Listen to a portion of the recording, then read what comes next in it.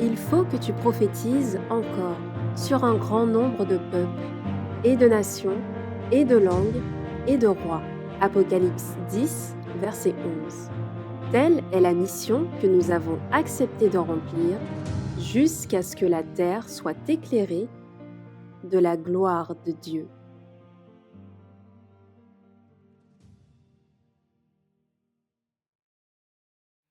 Eh bien, bonjour à toutes et à tous et bon sabbat à chacun.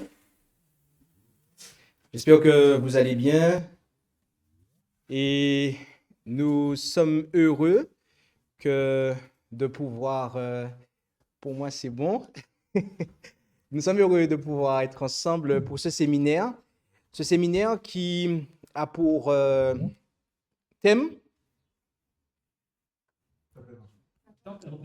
la tempérance. Oui, c'est exact, la tempérance. Et nous allons sans plus tarder commencer. Et nous allons, nous allons donc prier. Et je vous invite là où c'est possible à prendre la position qui convient pour la prière.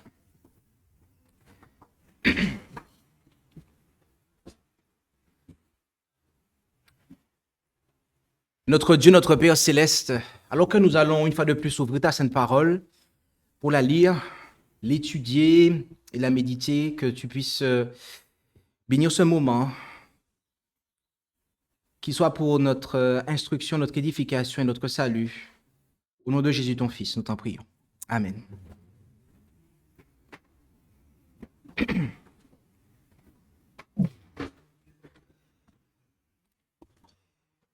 Nous allons commencer et nous allons considérer pour ce faire Actes 24, versets 25 à 27, où il nous est dit ceci. Or, quelques jours après, Félix vint avec Drusille, sa femme, qui était juive. Et il envoya quérir Paul et lui parler de la foi qui est en Christ. Et comme il parlait de la justice et de la tempérance et du jugement à venir, Félix, tout effrayé, répondit, « Pour le présent, va-t'en, et quand j'aurai la commodité, je te rappellerai. » Espérant aussi, en même temps, que Paul lui donnerait quelque argent pour le délivrer. C'est pourquoi il l'envoyait quérir souvent et s'entretenait avec lui. Alors qu'il comparissait devant Félix et sa femme, Paul leur parla au sujet de la justice, de la tempérance et du jugement à venir. Et là-dessus, le procureur romain fut terrifié et congédia Paul en lui disant qu'il le rappellerait lorsqu'il trouverait l'occasion. Félix a rappelé Paul, mais pas pour prendre une décision quant à ce que l'apôtre lui avait prêché, mais pour profiter de lui financièrement. Notez que Paul parla à Félix et à sa femme de 3 sujets, que sont la justice, la tempérance et le jugement à venir, et ce dans le cadre d'une audience sur la foi en Christ. Par conséquent, les sujets qui furent présentés par Paul à cette occasion sont des composantes de la foi chrétienne. Le jugement auquel Paul se référait était la sentence résultant du jugement investigatif. Contrairement à Paul, nous vivons aujourd'hui, nous, vous et moi, à l'époque où le jugement investigatif est en cours et sommes donc plus près du moment où la sentence résultant de ce jugement sera appliquée et rendue et donc appliquée. De ce fait, il est plus que temps d'être au clair sur la foi chrétienne, sur la tempérance. Et contrairement à Félix qui congédia Paul, il nous convient de prendre une décision vis-à-vis de cette foi et notamment quant à la tempérance. Le terme qui est traduit par tempérance au verset 26 d'Acte 24, eh bien, il provient du terme grec enkrateia. Okay? Et lorsque nous regardons la définition que nous donne le Robert Dictionnaire de la tempérance, il nous est dit que la tempérance, c'est la modération dans les plaisirs, donc la mesure, ok? Notamment dans la consommation d'alcool et de nourriture. Ok? Alors, nous avons précisé avec une éclaboussure bien jaunâtre, en rouge, que c'est une définition non biblique. D'accord? C'est bel et bien une définition d'un dictionnaire d'excellence dans la langue française, mais c'est une définition non biblique. Et nous allons dans quelques instants voir pourquoi cette définition n'est pas biblique, ne concorde pas et ne peut pas être adoptée par un chrétien quant à la tempérance. Le terme que nous avons vu tout à l'heure, qui est traduit par tempérance, vient de enkrateia. Et ce terme provient d'une racine qui est kratos, que vous voyez à l'écran tout en haut, devant le racine, pour ceux qui font des mathématiques. Et vous avez donc en dessous tous les lemmes de kratos, c'est-à-dire les mots invariables qui sont, eh bien, qui ont kratos dans leur composition. D'accord? Vous avez donc les lemmes de kratos, leur signification et leurs occurrences. OK?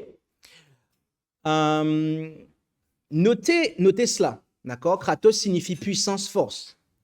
Vous avez krateo qui signifie saisir, arrêter. Et kreiton, meilleur.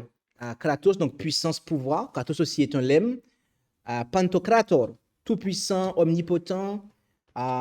Proskaterio, être dévoué à. Enkrateia, donc celui qu'on étudie là. Tempérance, self-control. Et différents autres, notamment le fait d'endurer, de persévérer. On nous parle de dirigeants du monde aussi, pour un certain lemme. Et le fait de la persévérance. D'accord?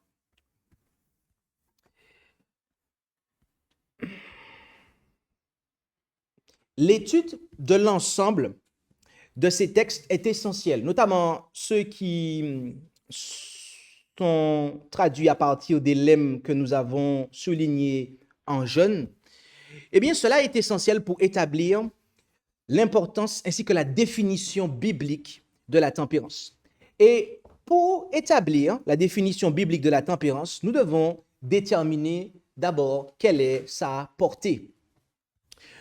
Nous allons nous rendre pour cela et avant de ce faire, j'aimerais aussi vous préciser que ceux qui auront téléchargé le PDF, vous aurez toutes les occurrences de Kratos en racine dans les 3 slides qui suivent dans ce PDF. D'accord? Pour information. Maintenant, considérons le texte, donc 1 Corinthiens 7, versets 5 à 9, où il nous est dit « Ne vous privez point l'un de l'autre, si ce n'est par un consentement mutuel, pour un temps, afin que vous vaquiez au jeûne et à la prière, mais après cela, retournez ensemble de peur que Satan ne vous tente par votre incontinence, donc akrasia, donc par votre intempérance en fait, le fait que vous ne sachiez pas vous tenir. Or, je dis ceci par permission et non par commandement, car je voudrais que tous les hommes fussent comme moi, mais chacun a son propre don, lequel il a reçu de Dieu, l'un en une manière et l'autre en une autre. Or, je dis à ceux qui ne sont point mariés et aux veuves qu'il leur est bon de demeurer comme moi. Mais s'ils ne sont pas continents, donc enkrateumae, qu'ils se marient, car il vaut mieux se marier que de brûler. Notez que Paul insiste sur l'importance d'être continent ou tempérant, bien qu'il reconnaît que tous les hommes ne sont pas comme lui au verset 7. De plus, ceux qui ont été habitués au mariage peuvent trouver difficile de maintenir une abstinence complète, comme il le déclare en 1 Timothée 5, versets 11 à 14. Et c'est pour cela qu'il recommanda de se marier. Bien entendu, Paul n'encourage pas du tout ici le fait d'épouser la première ou le premier venu. Je dis cela car c'est parfois ce qui arrive. Sous prétexte d'incontinence, on est prêt à se marier avec le ou la première venue, ce qui permet à Satan de célébrer un mariage qui ne sera qu'un piège pour l'âme de celui qui le contracte. C'est pour cela qu'il faut se marier selon le Seigneur, nous dit le verset 39 plus loin. C'est-à-dire selon sa volonté, excusez-moi, avec quelqu'un qui respecte donc sa volonté. Ainsi, la tempérance s'applique au désir charnel. Et il ne s'agit pas de modérer ce désir, mais de s'abstenir de l'assouvir. Mais d'après l'apôtre, l'abstention quant au désir charnel n'est pas le seul objet de la tempérance. En effet, en 2 Corinthiens 9, au verset 24 jusqu'au verset 27, il nous est dit, « Ne savez-vous pas que quand on court dans la lice, tous courent, mais qu'il n'y en a qu'un qui remporte le prix? Courez de manière que vous le remportiez. » Est-il dit. Tout homme qui combat s'abstient de tout. Donc s'abstient vient de ankratumai. Et ces gens-là le font pour avoir une couronne incorruptible. Mais nous le faisons pour en avoir une incorruptible. Je cours donc non à l'aventure, je frappe, mais non pas en l'air. Mais je le traite durement mon corps et je le tiens assujetti, de peur qu'après avoir prêché aux autres, je ne sois moi-même rejeté. Amen. D'après Paul, la tempérance s'applique à toute chose. À toute chose. Pour espérer obtenir la victoire au jeu, un athlète doit être capable de contrôler ses désirs et son appétit. Plus encore, il doit être en mesure de faire son corps réagir immédiatement aux ordres de son esprit. Pour cela, il doit s'abstenir de tout ce qui pourrait stimuler, exciter et finalement affaiblir ses facultés mentales et physiques. Il doit donc manger, boire, se reposer, se vêtir, bref, avoir une maîtrise totale de son corps. Et user avec modération de ce qui est bon et s'abstenir de tout ce qui, en définitive, affaiblirait son corps. Et c'est pour cela qu'il déclara, eh bien, ce qu'on a l'occasion de lire, mais nous ne l'avons pas affiché, mais je pense que nous le connaissons tous. 1 Corinthiens 10, verset 31. Que dit-il? Soit donc que vous mangiez, soit donc que vous buviez, ou quelque autre chose que vous fassiez, faites tout pour la gloire de Dieu. Dans ce passage que nous venons de citer de tête, Paul ne cible pas la quantité de ce que nous mangeons et buvons, mais la nature de ce que nous mangeons et buvons. Si Daniel, Anania, Michaël et Azaria avaient été modérés dans la consommation des mets du roi de Babylone, ils auraient certainement fléchi le genou devant la statue d'or. Mais parce qu'ils ont été tempérants, se sont abstenus de manière totale, ils ont alors pu rester fidèles à Dieu lorsque l'adoration du vrai Dieu fut mise en question. Si Jésus avait été modéré dans le désert, dans le sens du Robert Dictionnaire, eh bien, il aurait failli à être notre exemple. Mais parce qu'il fut tempérant, qu'il s'est abstenu de manière totale, il a alors remporté la victoire là où Adam a connu son échec, c'est-à-dire sur l'appétit. Et il nous a été dit dans Patriarche et Prophète à la page 549.2 que la vraie tempérance consiste à s'abstenir de tout ce qui est nuisible à la santé et à user avec modération de tout, je reprends, et à user avec modération de ce qui lui est favorable.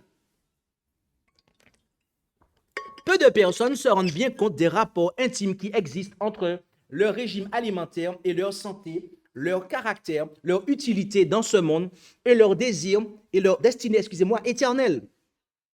Le corps étant le serviteur de l'esprit et non le contraire, nos penchants doivent rester sous la domination de nos facultés intellectuelles et morales. Bien aimé, les aliments et les boissons revêtent une importance majeure pour la préservation de la santé, car de nombreuses maladies qui affligent l'humanité aujourd'hui sont dues à des erreurs d'alimentation. C'est pour cela que Dieu demande aux hommes de prendre soin de leur corps et de les maintenir aptes à être des temples de son esprit. Par conséquent, les chrétiens doivent apprendre à choisir des aliments et des boissons qui ne nuiront pas à leur corps, mais qui favoriseront leur santé mentale et physique. Paul traitait durement son corps et le tenait assujetti de peur que, après avoir prêché aux autres, il ne soit lui-même réprouvé, à l'instar des dirigeants juifs. En effet, en Matthieu 23 au verset 25, nous lisons « Malheur à vous, scribes et pharisiens, hypocrites, car vous nettoyez le dehors de la coupe et du plat, pendant qu'au-dedans, vous êtes pleins de rapines et d'intempérance. » Akrasia. Notez que ici, Jésus déclare cela en Matthieu 23 au verset 25. Pourquoi nous précisons cela? C'est parce qu'en Matthieu 21 au verset 13, Jésus déclare que le temple était la maison de son Père.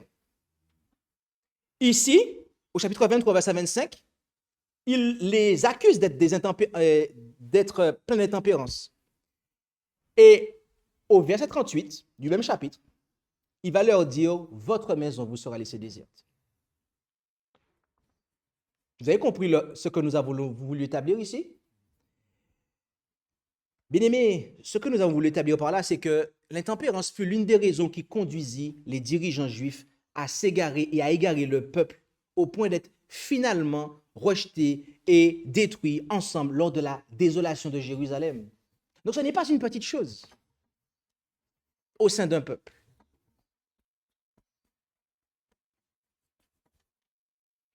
S'ils avaient tenu compte de l'expérience de leur père dans le désert, ils n'auraient jamais commis la même erreur que Félix en endurcissant leur cœur à la parole de Dieu. En Hébreux 3, versets 7 à 11, nous lisons, « C'est pourquoi, comme le dit le Saint-Esprit, si vous entendez aujourd'hui sa voix, n'endurcissez point vos cœurs, comme il arriva lorsqu'on m'irrita au jour de la tentation dans le désert, où vos pères me tentèrent et m'éprouvèrent et virent mes œuvres pendant 40 ans. C'est pourquoi je fus indigné contre cette génération et je dis, leur cœur s'égare toujours et ils n'ont point connu mes voies. Aussi, jurai-je ceci dans ma colère, si jamais ils entrent dans mon repos. » Comment les Hébreux ont-ils tenté le Seigneur dans le désert? Considérons ce que nous dit Psaume 78, verset 18. Ils tentèrent le Dieu fort dans leur cœur en demandant de la viande pour satisfaire leur appétit. Ah, et quel mets ont-ils désiré? Alors la réponse est déjà là, mais on peut aussi lire Exode 16, versets 2 et 3. Notez, toute l'assemblée des enfants d'Israël murmura contre Moïse et contre Aaron dans le désert. Et les fils d'Israël leur dirent, « Ah, que ne sommes-nous morts par la main de l'Éternel dans le pays d'Égypte, quand nous étions assis auprès des pots de chair, quand nous mangeons du pain à satiété, car vous nous avez fait sortir de ce désert pour faire mourir de faim toute cette congrégation. »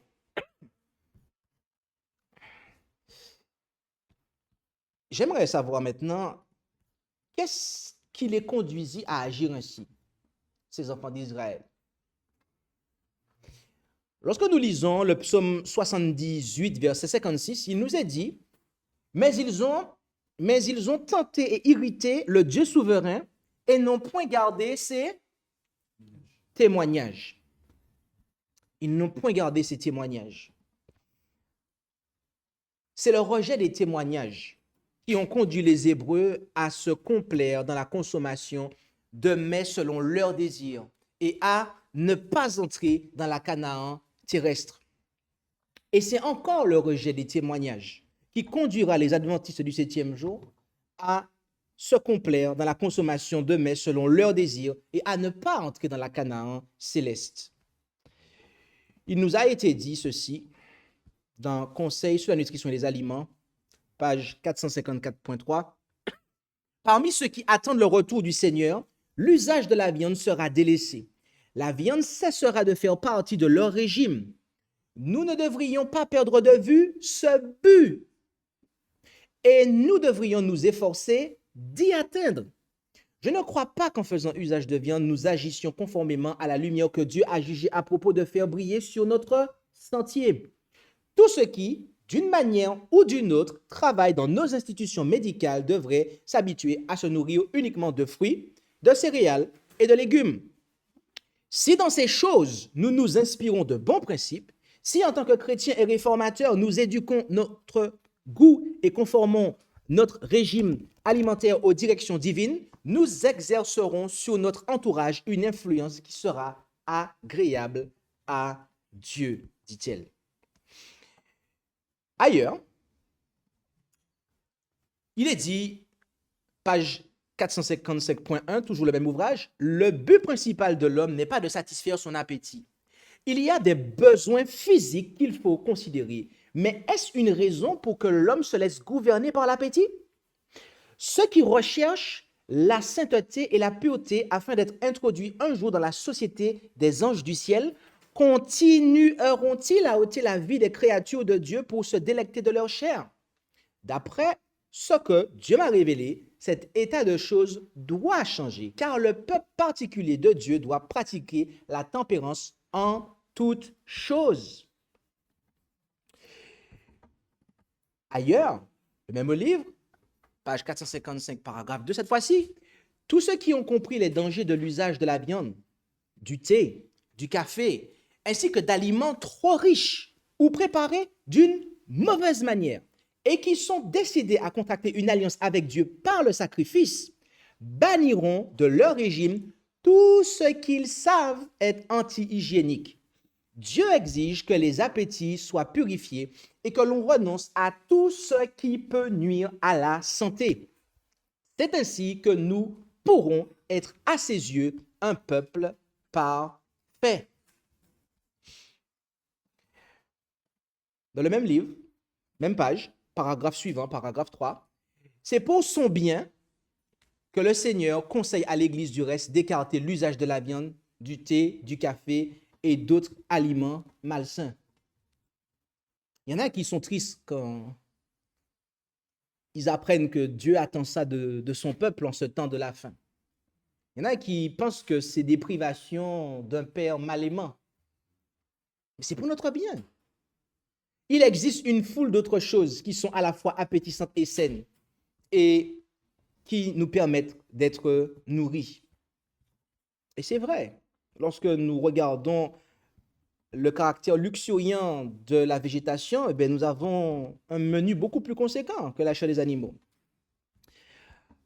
Dans le même ouvrage, à la page 75, paragraphe 1, il est dit que les céréales et les fruits cuits sans graisse animale ou consommés tels que la nature les produit devraient être l'alimentation de ceux qui se préparent à être transmués. Moins la nourriture est excitante et mieux on peut maîtriser ses passions. On ne devrait pas satisfaire le goût au mépris de la santé physique, intellectuelle et morale. Notez que ces déclarations ne s'adressent pas uniquement aux dirigeants, mais à tout le peuple.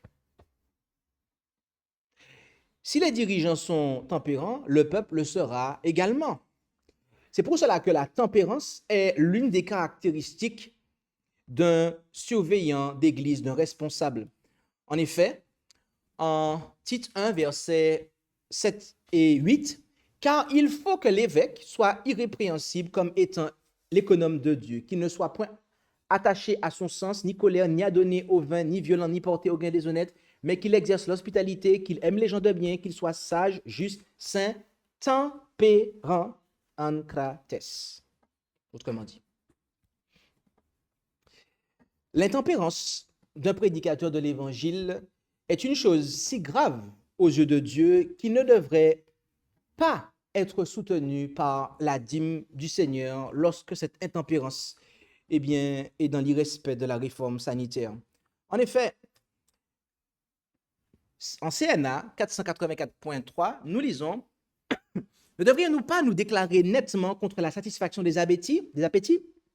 Un prédicateur de l'Évangile, proclamant la vérité la plus solennelle qui ait jamais été confiée aux mortels, donnera-t-il le mauvais exemple en retournant au poté de viande d'Égypte? Je reprends ça.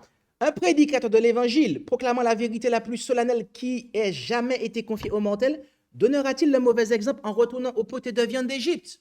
Est-il possible que ceux qui sont soutenus par les dîmes provenant du trésor de Dieu consentent, par une complaisance coupable, à empoisonner le courant vivifiant qui circule dans leurs veines? Elle continue en disant: mépriseront-ils la lumière et les avertissements que le Seigneur leur a donnés? La santé du corps doit être considérée comme essentielle à la croissance et à la formation d'un caractère normal. Si l'estomac ne reçoit pas les soins nécessaires, la formation de ce caractère en sera entravée. Le cerveau et les nerfs sont en étroite relation avec l'estomac. Et la science récemment a découvert ce qu'elle vient de dire ici, en fait. Des erreurs dans le manger et le boire en entraînent d'autres dans la pensée et dans les actes.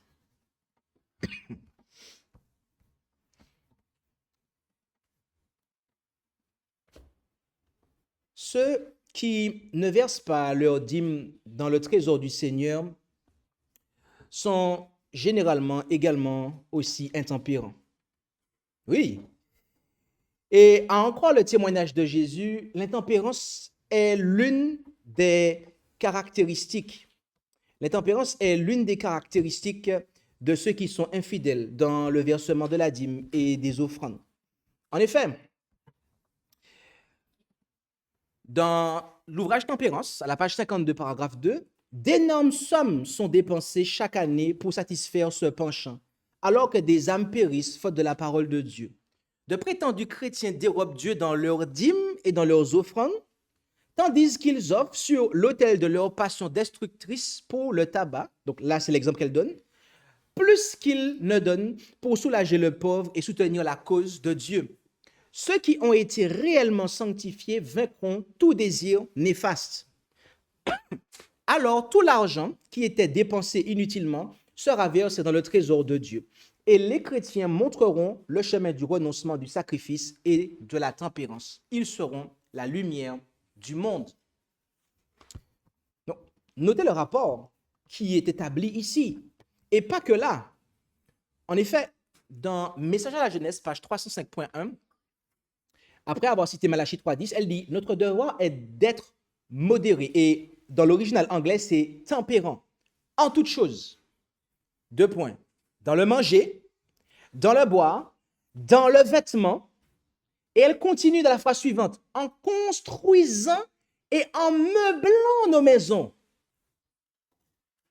Donc, comme le disait le frère Richard ce matin dans sa méditation, ce n'est pas que la nourriture et le boire, en fait. Ça dépasse ce cadre. Donc, le manger, le boire, le vêtement, en construisant, en meublant ma maison.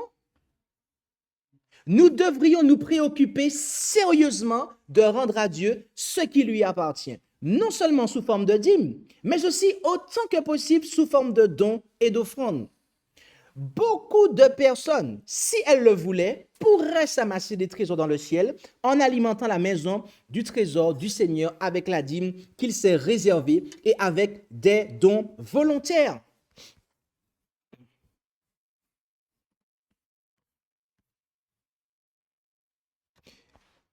Certains ne sont parfois pas en mesure de verser la dîme et les offrandes. Mais aujourd'hui, nous savons pourquoi.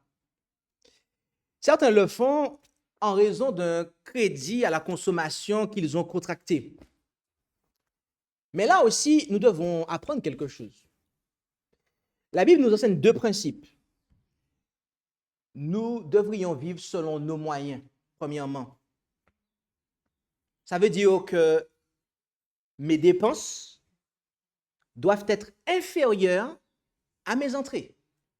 Mes dépenses doivent être inférieures à mes revenus. Si mes dépenses dépassent mes revenus, je ne suis pas dans la tempérance. Je n'use pas mon argent de manière tempérante. Deuxième principe, le premier dixième de mon revenu ne m'appartient pas, il appartient à Dieu. Ça veut dire que la première chose que je fais quand je reçois mon revenu, c'est que je calcule 10% et ce 10%-là, il quitte. Il n'est plus à moi. Je ne l'utilise pas. Et je l'amène au trésor. Pas sur un compte épargne. Hein? Non, à la maison du trésor. Là où le trésorier a été nommé. Voilà. Si le premier principe avait été suivi, il aurait alors été facile de suivre le second. Certains arrivent tardivement à s'en rendre compte et pour sortir de leurs problèmes financiers, ils pensent qu'ils doivent d'abord en finir avec leurs dettes, alors ils pourront enfin, pensent-ils, verser la dîme et les offrandes. Mais cela est tout simplement persévérer dans le manque de foi. Agir de la sorte est tout simplement persévérer dans le manque de foi parce que c'est oublier un point fondamental, c'est que l'une des raisons d'être de la dîme, c'est pour nous apprendre à gérer aussi nos finances. Ça veut dire que si tu penses assainir ta situation financière, mon frère, ma soeur, toi qui as des problèmes financiers, et que tu vas être fidèle au Seigneur une fois que tu auras réglé tes problèmes financiers, c'est comme si que tu veux guérir, mais ça prend le médicament. Et que tu vas prendre le médicament une fois que tu seras guéri, mais sans le médicament. Ça ne va jamais arriver, en fait. Apportez toutes les dîmes à la maison du trésor et qu'il y ait de la provision dans ma maison. Et éprouvez-moi en cela, dit l'Éternel des armées, si je n'ouvre pas les écluses des cieux et si je ne répands pas sur vous la bénédiction sans mesure. J'aimerais que nous considérions maintenant des textes qui sont victimes de torsion par des esprits intempérants, notamment des théologiens intempérants, qui ont enseigné des églises dans l'intempérance. On va commencer par un premier. Le texte de Actes 10, verset 11 à 15, ainsi que le verset 28, où il nous est dit dans ce passage, donc Pierre a une vision, la vision des animaux sous la nappe qui descend, et Dieu lui a dit de tuer, de manger, etc. Et il lui a répondu, oui, mais je n'ai jamais rien mangé d'impur et de souillé. Et beaucoup de gens prennent ce passage-là pour dire, oui, mais regardez, on peut manger de tout et compagnie. Sauf que verset 28, il donne l'interprétation de ce songe, en fait. Ce n'est pas littéral. Il lui a dit, Dieu m'a fait savoir que je ne devais pas appeler aucun homme souillé ou impur. La vision de Pierre, en résumé, en acte 10, était une mise au point. Pas un menu. En 1 Corinthiens 2, voilà un deuxième texte qui est victime de torsion, versets 25 et 27. Mangez de tout ce qui se vend à la boucherie sans vous en informer par la scrupule de la conscience. Si quelqu'un des fidèles vous convie à manger et que vous y vouliez aller, mangez de tout ce qui sera mis devant vous sans vous informer pour la conscience. Souvent, il y a des gens qui prennent ce verset-là pour dire, ah ouais, regardez, pourquoi en fait, la tempérance, on n'a pas à... Il faut juste suivre ce que Paul a écrit là, etc. Bien aimé, l'instruction de Paul ici a trait à la question de l'utilisation des aliments offerts aux idoles. Elle ne concerne pas la convenance des aliments du point de vue nutritionnel ou sanitaire. Et d'ailleurs, pour ceux qui ont défendu ce point de vue-là, que voilà, ce texte-là nous autoriserait à ne pas être tempérants, etc., il y a des passages où Paul dit aux maîtres d'esclaves de bien traiter leurs esclaves. Hein.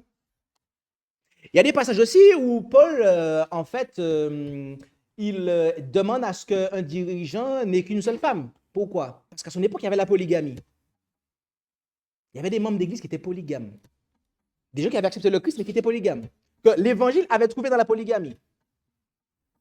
Et que pour mettre un terme à ça, il fallait que les dirigeants soient exemplaires, de manière à casser ça.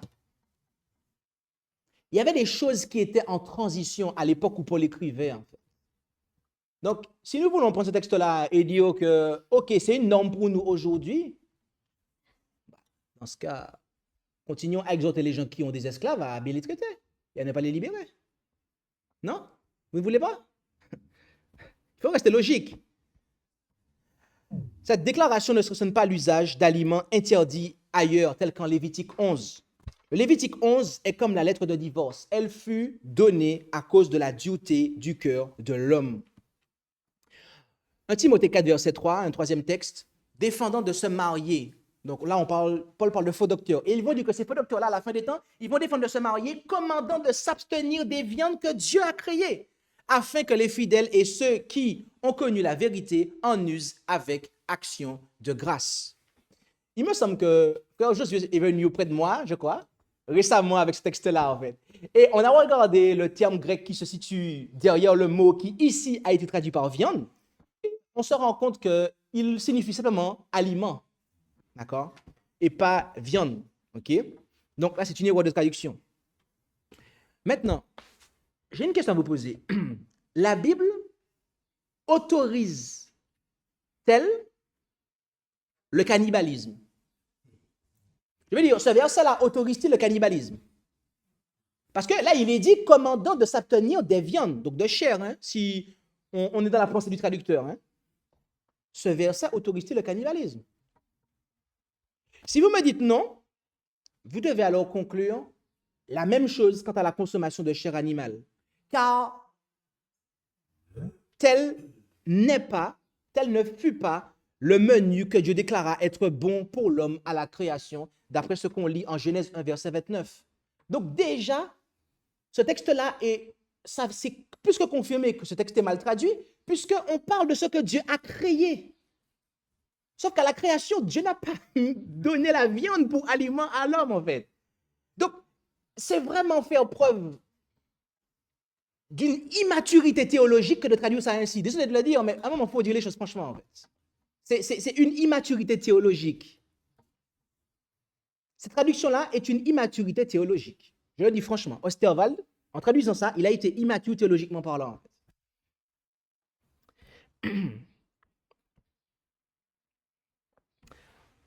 Ok, revenons au fil central de cette présentation. Reprenons, là on a fait une petite parenthèse pour clarifier des points. Il se pourrait que j'ai la prétention d'être spirituel, mais si je suis intempérant, eh bien, c'est que l'esprit n'a pas encore produit son fruit dans ma vie. En effet, en Galates 5, versets 22 et 23, il nous est dit, mais le fruit de l'esprit, singulier, le fruit est singulier, est la charité, c'est-à-dire l'amour, agapé, l'amour inconditionnel, la joie, la paix, un esprit patient, la bonté, la bénéficence, la fidélité, la douceur, la tempérance, ankratia. Or, la loi ne condamne point de telles choses. Donc, quelqu'un qui est tempérant n'est pas condamné par la loi. Si toutes ces choses l'accompagnent en tout cas. L'intempérance est l'une des principales caractéristiques de ceux qui rejettent le ministère des ouvriers de la tempérance que furent Paul et la sœur Ellen G. White pour ce temps de la fin. Lorsqu'il n'y a point de vision, le peuple est sans frein, mais heureux est celui qui garde la loi, nous dit Proverbe 29, verset 18. Bien-aimé, Satan sait que s'il réussit à faire croire que Paul et Ellen White n'étaient pas inspirés, eh bien, il ne reste alors que peu de lumière sur la tempérance et donc une voie large pour manger et boire selon ses convoitises. Et notez que j'ai mis Paul et Ellen White dans le même bateau. Pourquoi j'ai fait ça en fait? Je peux vous dire, dans le christianisme, vous serez surpris de voir à quel point même des théologiens en fait dénigrent et dégradent Paul. Il y en a qui lui refusent même le titre d'apôtre et qui ne donnent aucune espèce de valeur véritablement à ses épîtres. Notamment quand il parle de choses qui sont assez tendues. Ah, mais c'est Paul qui a écrit ça, donc. Bien-aimé, non, non.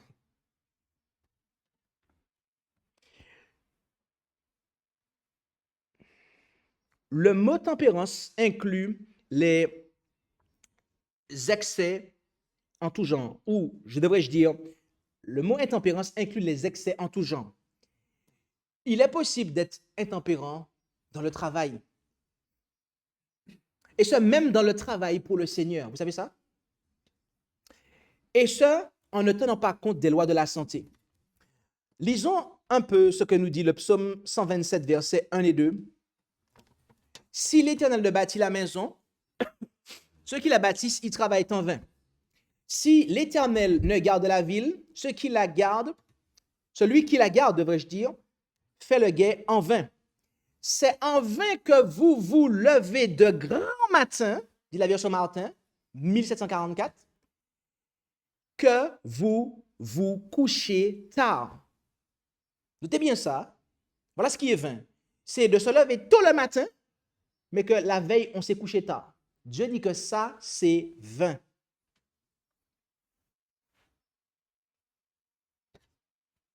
Et si on veut bâtir une maison ainsi, un foyer, une église, bref, toute espèce d'entreprise, qu'elle soit littérale ou symbolique ou spirituelle, là, on n'est pas en train de laisser le Seigneur bâtir pour nous. La suite le dit, et que vous mangez le pain de douleur. Certes, c'est Dieu qui donne du repos à celui qu'il aime. Dieu veut que nous puissions nous reposer. Dieu travaille pour nous, même quand nous dormons, vous savez ça? Des fois, on pense que si on dort, eh bien, le monde va s'arrêter de tourner, en fait.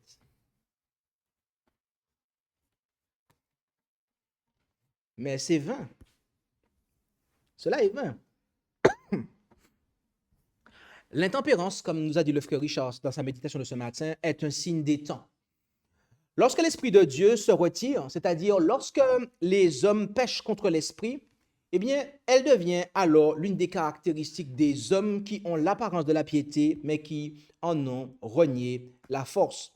En effet, en 2 Timothée 3, versets 1 à 5, sache que dans les derniers jours, il y aura des temps difficiles, car les hommes seront égoïstes, amis de l'argent, fanfarons, hautains, blasphémateurs, rebelles à leurs parents, ingrats, irréligieux, insensibles, déloyaux, calomniateurs, intempérants, akrates, cruels, ennemis des gens de bien, traîtres, emportés, enflés d'orgueil, aimant le plaisir plus que Dieu, ayant l'apparence de la piété, mais reniant ce qui en fait la force. Éloigne-toi de ces hommes-là, est-il dit.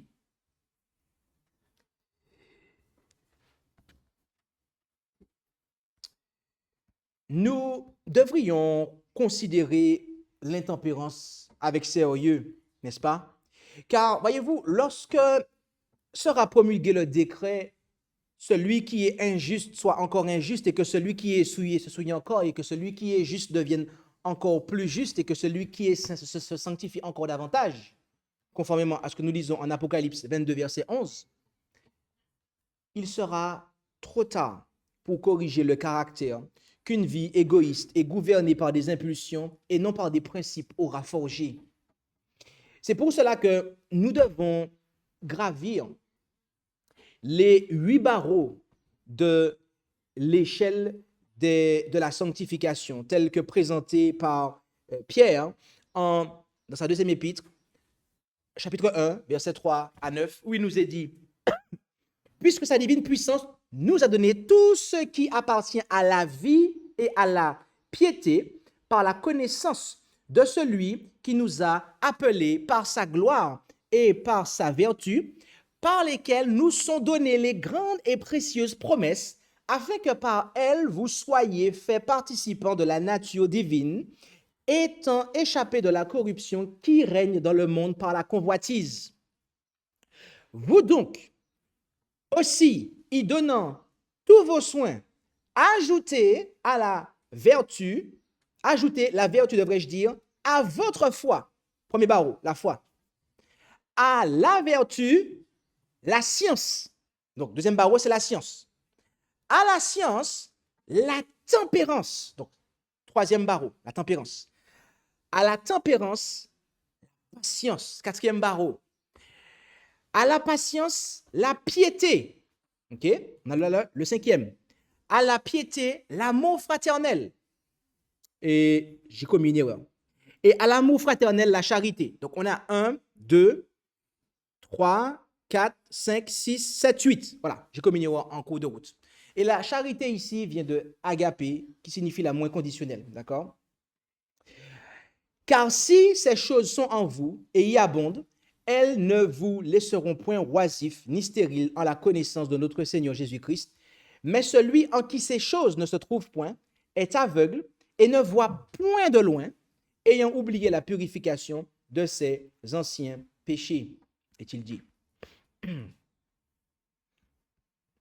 Bien-aimés, en nous donnant Jésus, son Fils, Dieu nous a donné tout ce qu'il faut pour vivre en lui, restant fidèle. C'est dans son Fils que se trouvent les grandes et précieuses promesses.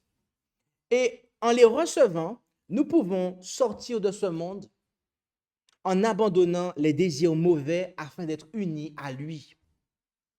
La vertu dont il est parlé ici, c'est l'excellence morale. La science, quant à elle, est la compréhension concrète des voies de Dieu. La tempérance, c'est la maîtrise de soi en tout point. La patience est la persévérance dans l'adversité. La piété est la révérence à l'égard de Dieu. L'amour fraternel qui vient de Philadelphia, d'où l'église de Philadelphie, qui est l'église de l'amour fraternel, eh bien, est cet aspect qui précède l'amour agapé, l'amour inconditionnel. D'accord? Et notez que cette échelle doit être gravie barreau par barreau. Barreau par barreau. Si nous n'arrivons pas au niveau de la tempérance, et même pire que nous n'en voulons pas, pensez-vous que nous pourrons être patients juste après? Pensez-vous que nous pourrons être pieux? Pensez-vous que nous pourrons aimer nos frères et sœurs? En clair, pensez-vous qu'en finalité, nous serons comme Dieu est, parce que Dieu est amour? Bien-aimé, non, ce n'est pas possible.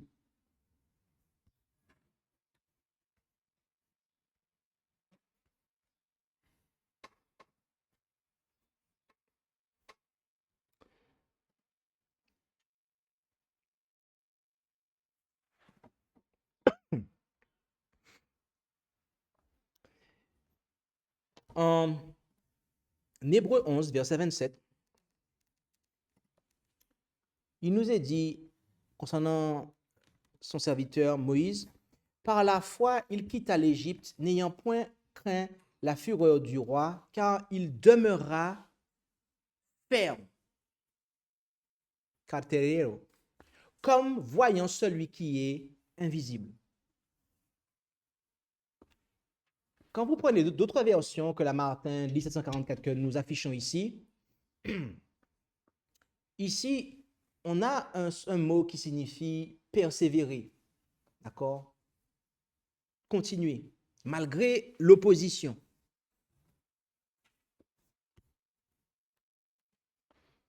La persévérance. La persévérance.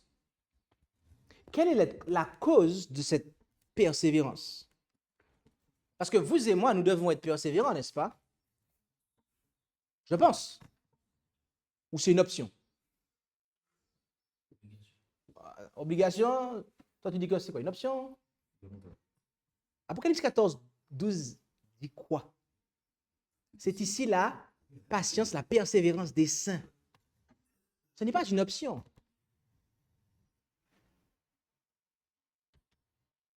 Vous savez ce qui s'est passé lors de la Seconde Guerre mondiale? Hein? Non, mais de manière humainement parlant, les génocides qui ont eu lieu. Les adolescents là, vous qui avez étudié l'histoire un petit peu là, vous savez ce qui s'est passé lors de la Seconde Guerre mondiale? Vous savez ce qui s'est passé récemment dans l'humanité, dans les siècles qui ont précédé là? Vous savez les atrocités qui ont eu lieu? La Bible nous dit que ce qui nous attend est pire que ça.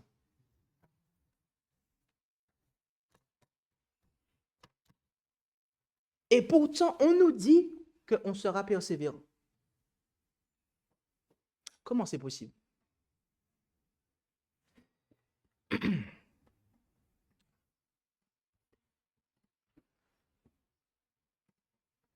2 Corinthiens 6, verset 18, nous dit que « Et je vous serai pour père et vous me serez pour fils et pour fille, dit le Seigneur Tout-Puissant. » Tout-Puissant vient de Pantocrator, un lemme dérivé de la racine qu'on a vue dès le début de cette présentation. Et ce Dieu-là, qui est tout-puissant, qui est Pantocrator, il nous est dit qu'il est le Dieu de notre Seigneur Jésus-Christ en Éphésiens 1, verset 17 à 19, le Père de gloire, eh bien, qui vous donne l'esprit de sagesse et de révélation dans ce qui concerne sa connaissance, afin que vous sachiez quelle est l'excellente grandeur de sa puissance envers nous qui croyons, selon l'efficace de la puissance de sa force. En clair, ce que nous mettons en évidence ici, c'est que ceux qui sont persévérants, ceux qui l'ont été dans la foi envers Dieu, ceux qui le sont et ceux qui le seront, eh bien, cela fut la résultante de leur alliance avec celui qui est tout-puissant et qui, de ce fait, ont reçu son omnipotence. Vous avez compris ça? Est-ce que vous savez que notre volonté peut être omnipotente? Vous allez me dire, c'est bizarre, là tu blasphèmes, pasteur. Non, je ne blasphème pas. Je ne blasphème pas. Notre volonté peut être omnipotente. L'inspiration le dit dans l'ouvrage original de Les Paraboles de Jésus, Christ Object Lesson, à la page 333.1. Alors que la volonté de l'homme coopère avec la volonté de Dieu, elle devient omnipotente. Tout ce qui doit être accompli sous son ordre peut être accompli par sa force. Tout ce qu'il ordonne, il le donne. C'est pour ça que Paul dit, je puis tout par Christ qui me fortifie. Bien-aimés, vous et moi, nous pouvons avoir une volonté omnipotente.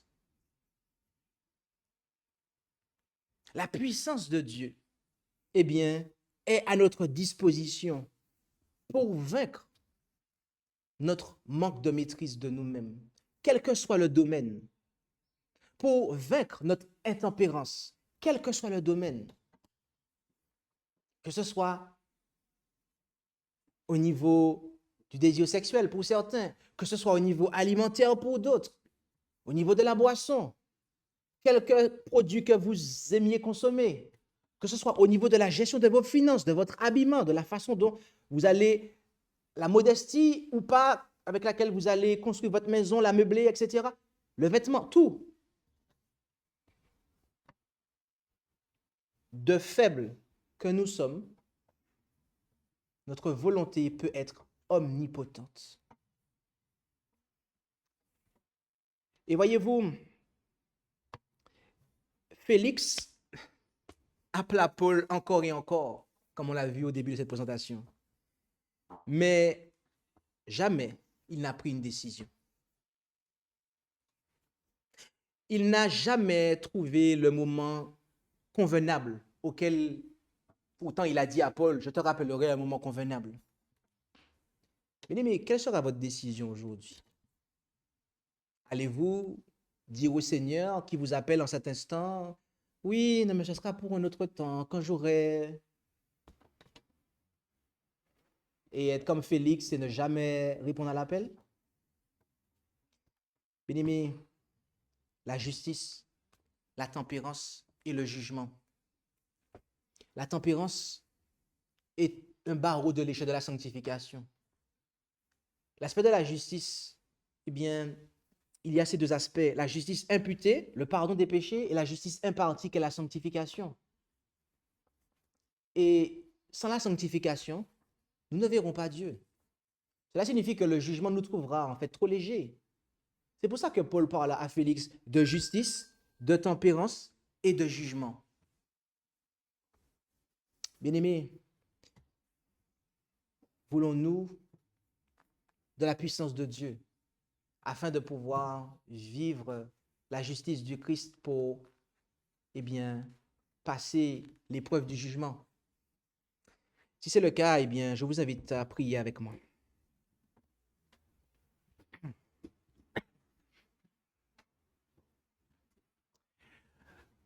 Notre Dieu, notre Père céleste,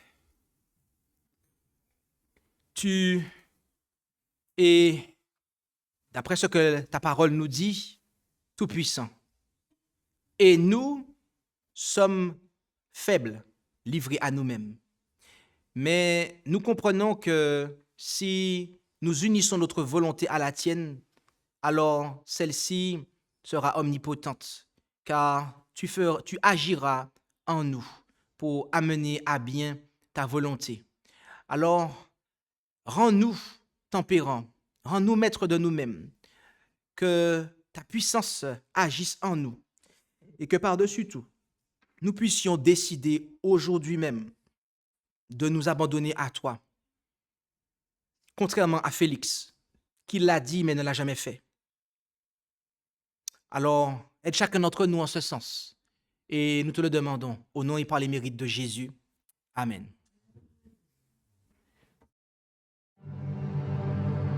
Merci d'avoir écouté cette présentation. Si vous souhaitez prendre part à la mission que Jésus-Christ confia à notre Église, contactez-nous via les coordonnées présentes sur la page à propos de notre chaîne YouTube à ASJH 1889 france@gmail.com ou via notre page Facebook @ASJH 1889 de France.